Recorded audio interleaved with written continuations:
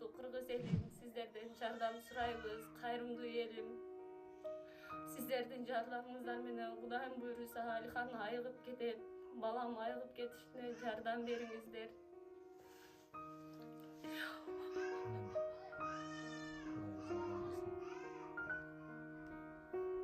Assalomu alaykum qirg'iz elim.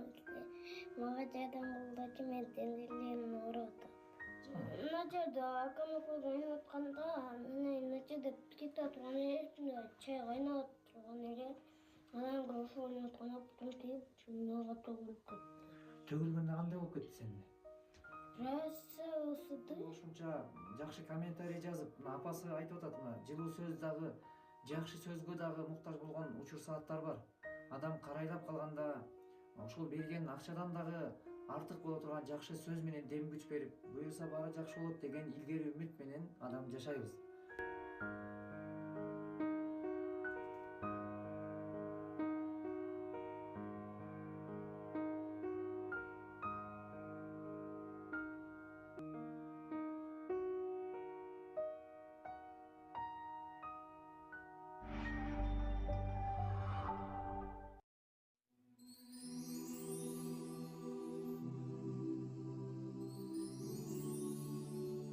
Assalamu alaikum, урматтуу достор, мекендештер, замандаштар.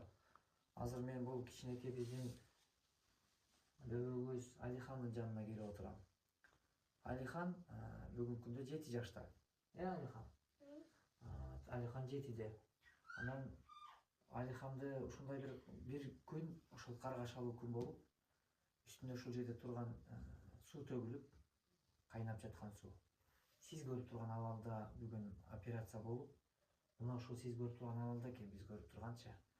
Бул Алихан баягы кичине мындай нариште болгондуктан баягы өсүп турган болгондуктан бул эт тартылышып туруп, бул өтө бир жагдай жаратчу маселелерден экен да. Ошон үчүн бүгүнкү күндө буга жакшы операция жасатууга өтө көп суммада каражат керектелет. Бүгүнкү күндө биз ушул заключенияларын, анализ немелерин жөнөтүп, Индиядан байланышып, жоопторду алып, ошол бир этаптуу, 2 этаптуу, 3 этаптуу операциялардын эмесине кирет экен. Ошондуктан Алихандыкына бүгүнкү күндө ушул $25,000 айланасында каражат керектелет экен. Мындайча айтканда, барган келгени баардык ошол расходдор менен камтылганда ошол $28,000 чейинки каражат керектелет экен. Анткени эгерде барганында анализди ал жакта жеринде тапшырылгандан кийин ошого жараша каражаттын маселеси балким андан азыраак болуп калышы мүмкүн. Бул баргандан кийинки билине турган нерсе экен. Ал эми сиз өзүңүз айтып берсеңиз, бүгүнкү күндө Алиханды ошол күнү болгон күндө эмесеңиз айтсаңыз. Саламатсыздарбы, урматтуу кыргыз элим, мекендештер, туугандар, достор. Мен Тишебаева Сажада, Карагулжа районунун Карагулжа айылынан болобуз. 5 балам бар. Чаканбаев Алихандын апасы болом. Сиздерге кайрылуубуздун себеби ушул жылдын 3 февралында ушундай үйүбүздө бир 100 градуска айланган ушундай бир оор күн, оор мүнөт башталды. Балам ойноп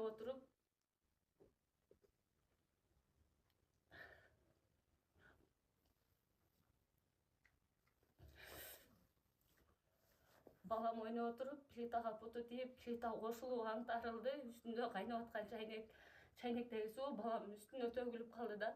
Мен ушул жерде отурдум, секундта болду, бул нерсенин баардыгы жетпей калдым. Да Кудай сактап, баламы токтотпады. Баламы Кудайым кайтарып берди. Ушунчалыгына шүгүр.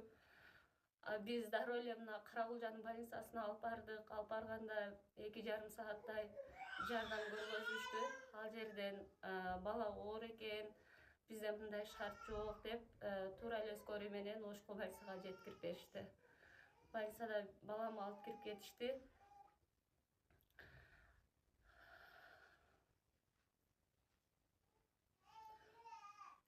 Балам баягы мумиядай болуп жатты ошо больницада. такыр колдору, баштары, эч жери кыймылдабай түз боюнча жатты.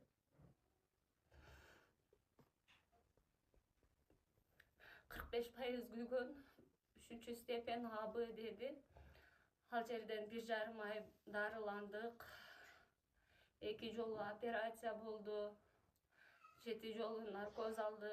Акырында баягы неме успокаивающий, обезболивающий уколдор деле таасир этпей калып, наркоз сайбатышты. 1,5 ай дегенде больницадан чыктык. Андан кийин деле лечение алдык. Ушунчалыгына шүгүр, ошо көкүрөктөрү, колдору чукур күйгөндүктөн терилери тартылышып, рубецке өсүп кетти. Бул рубец баягы терини тартылыштырат экен, тарамыштай болуп.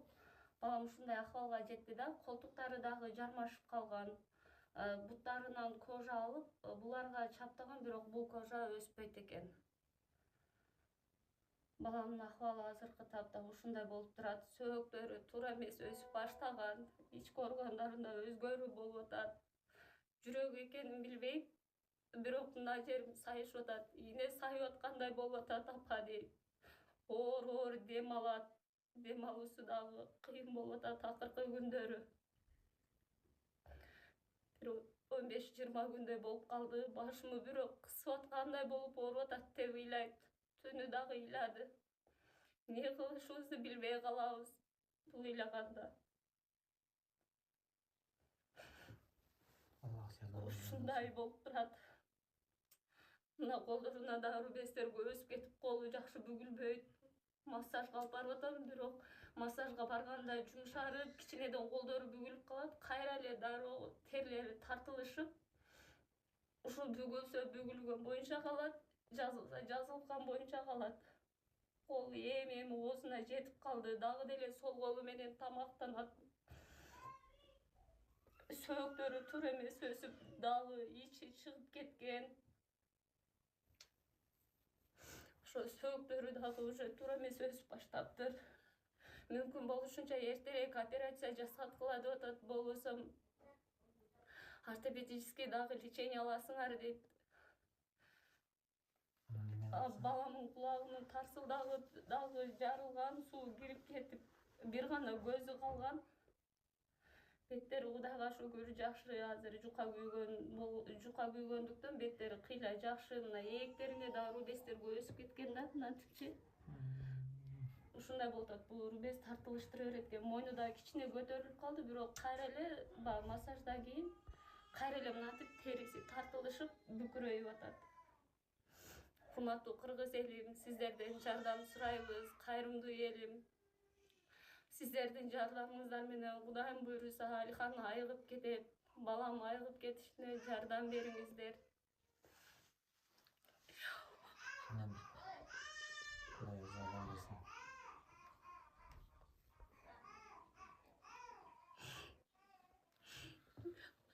Мына урматтуу бир туугандарым, мекендештер, мындай балдар, кыздардын дегеле жамандыгын Кудай көрсөтпөсүн деп айтат. Анан кара кулжага да атайын келип отурам да, анткени себеби бул Алихандын видеосун көргөндө мага жөнөтүлгөндө мындай эми сиздер көрүп турган абал, бул эми видеодо көрүп аткан бул башка нерсе, канчалык экенин көрүп турасыздар, бирок жанынан келип көрсөңүздөр андан дагы эсе таасир этет экен да адамга. Анан ошон үчүн анда эртеңки келечегибиз Кудай үчүн сөзсүз кол сунуп коюуга чакырам баарыңыздарга. Алла Таала кабыл алты. Мына болуп тургандарына мындан ашык жазылбайт дене. Мынакей урматтуу бир туугандар, карасаңар мындай бир аз кайрылып койчу. Мына Алихан кечеге чурка ойноп жүргөн жигит бүгүн мындай сыноого кабылып, мына күйгөндөн кийин мынтип тартылышып, мына ушундай акыбалда экен да. Эми мына акыбалда эч кимдин баласы мындай акыбалда дегеле түшпөсүн, мындай оорусундой эч кимде болбосун. Анан эми мен деле колуман келгенин ушинтип чагылдырып, элге алып чыгып, канчалаган бир туугандарга себеп болуп, алар жакшырып бүгүн катарыбызда. Эми ошонун катарында мына ушул Алихан дагы жакшырып калуусуна тилектеш болуп, көп дуа кылып коюңуздар, намаздарда дуа кылайлы. Колдон келишинче ошол мүмкүн болушунча жакшы комментарий жазып, мына апасы айтып атат, мына жылуу сөз дагы, жакшы сөзгө дагы муктаж болгон учур сааттар бар. Адам карайлап калганда, ошол берген акчадан дагы артык боло турган жакшы сөз менен дем күч берип, буюрса баары жакшы болот деген илгери үмүт менен адам жашайбыз. Бирок ушундай кырдаалда жакшы пикириңиздерди көбүрөөк жазып, Алихан үчүн, Кудай ыраазычылыгы үчүн эң башкысы. Анан ушундай кичинекей наристенин жакшы болуп кетиши үчүн мүмкүн болушунча видеолорду көбүрөөк бөлүшүп коюңуздар. Көбүрөөк таралсын. Канчалык көп таралса, ошончолук элге көбүрөөк жетип, анан жакшырып калышына себеп болор. Караңыздарчы, мына ушундай акыбалда Алихан өзүң айтсаң, азыр сен мындай кандай болуп ойноп атып, анан эмне болуп кеткенде кандай болгонун айтчы. Мына жерде акам экөөбүз ойноп атканда, мына жерде кетип аткан эле, чай кайнап турган эле. Анан ошо ойноп атканда бутум тийип, чүмөгө төгүлүп кетти. Төгүлгөндө кандай болуп кетти сенде? Раса ысыды. Ошо. Алтын эмесе. Анан больницага жатып анан чыкканда азыр мондай болгондо мындай сенде кандай жагымсыз мындай эме болот азыр ошону айтып берчи мына. Билбейм. Алтын эмесе. Азыр көчөгө чыгып ойнобой калдың да? Ойногонду сагындыңбы? Досторуңду.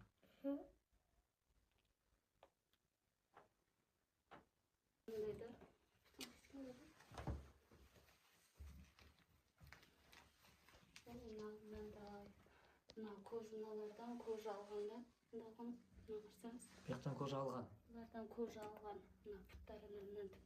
Буларда рубец өсүп кеткен, мына карасаңыз. Мыналар аябай калың болуп кеткен да.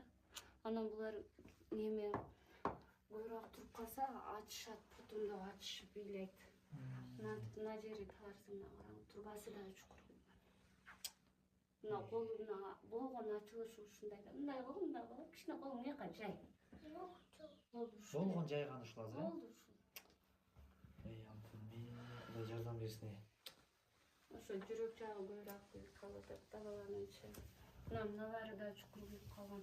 Мына тарамыштары да чукур күйгөн. Ушу тарамыштар чукур күйгөн үчүн колдору жазылбай атат да.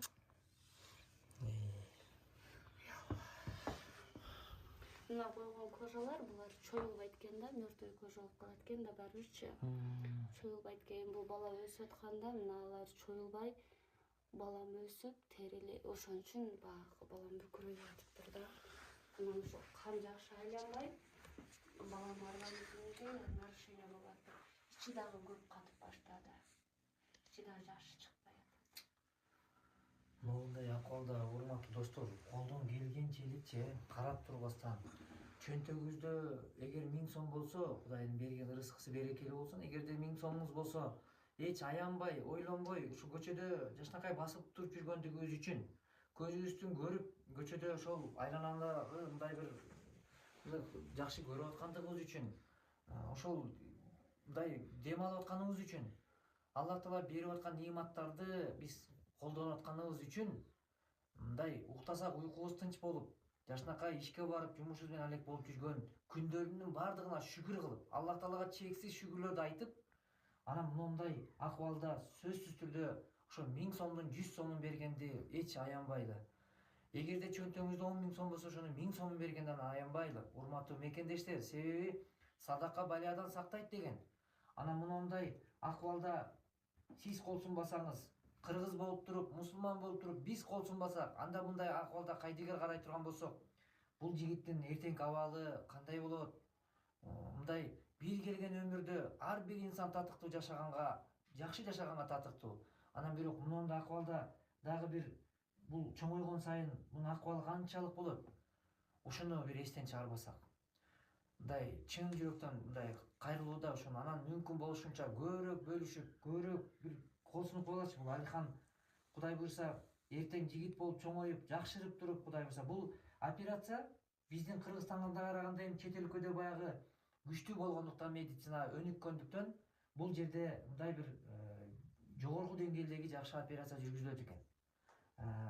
Эртең чоңойгон сайын тери тартылышпай тургандагыдай мындай жакшы операциянын болуусу мына мүмкүнчүлүк бар экен. Ошол себептен чет өлкөгө чыгууга аргасыз. Ошондуктан колдон келишинче кайдыгер карабай көп бир катарда болуп берип койгула достор. Ар кимибиздин балдар кыздарыбыз бар. Бирок ошол балдар кыздарыбыз мындай акыбалда түшмөк түгүл, грипп болуп калса, канчалык сал бир жер чырт деп ооруп калса, канчалык жан дүйнө тынчсызданып мындай бир кыжалатчылык алып келет. А бирок мындай акыбалдагы баланын акыбалы азыр бала канчалык кыйналып атса буну көргөн эне ата андан дагы ашыкчалык кыйынчылык тартып атышат. Ошон үчүн мусулман өзүнө каалаган жакшылыкты өзгөгө каалаш керек. Кыргыз кыйынчылыктарды таштабайт дегенди биз далилдеп жашап келебиз. Мына бүгүнкү күндө канчалаган адамдар жакшырып отурат. Ошол катарында болсун Алихан, эртерээк жакшырып кет, Кудай буйрса. Аллах бергенди артына шифа берсин. Кудай буйрса, амин дейт. Карачы, алтыным десе. Амин деп коет. Буйрса катарда болойлу. Мен ишенем биринчи Кудайга, экинчи элибиз, журтубуз Кудайга шүгүр, мээримдүү, кайрымдуу, жакшы адамдар бар. Жашообузда жакшы мындай бир иштер жүрүп келет. Анан Алиханга дагы кайдыгер карабайлы. Анан Алихан дагы Кудай буйрса жакшырып, мына бүгүн мен кубанам, сиздер кол сунган, жакшылык кылган кичинекей биздин мекендештерибиз бар. Анын ичинде мен кече жакында эле бирөө Египетте карылыкта окуп атыптыр. Эми ойлосоңуздар, эртең күнү бул Алихан дагы жакшырып туруп, мындай оорусунууну башынан өткүзгөн жан Кудайга жакыныраак болуп, анан эртең аалым болуп, илим алып, карылыкта болуп, же болбосо дин исламга күчтүү кызматын кылган чыгаандардын катарында болсо, биз жашыбыз өтүп, кабырда жаткан мезгилде мына ушундай жигиттердин жасаган жакшы иштери сиз менен биздин кабырыбызга барып туруусу эч кандай күмөнсүз. Ошон үчүн биз бүгүн ден соолугубуздун бар кезинде мына ушундай акыбалда биз сөзсүз жардам беришибиз керек. Анткени бул өзүбүздүн эртеңки акыретибиз үчүн азыгыбыз. Эч ким оорубасын.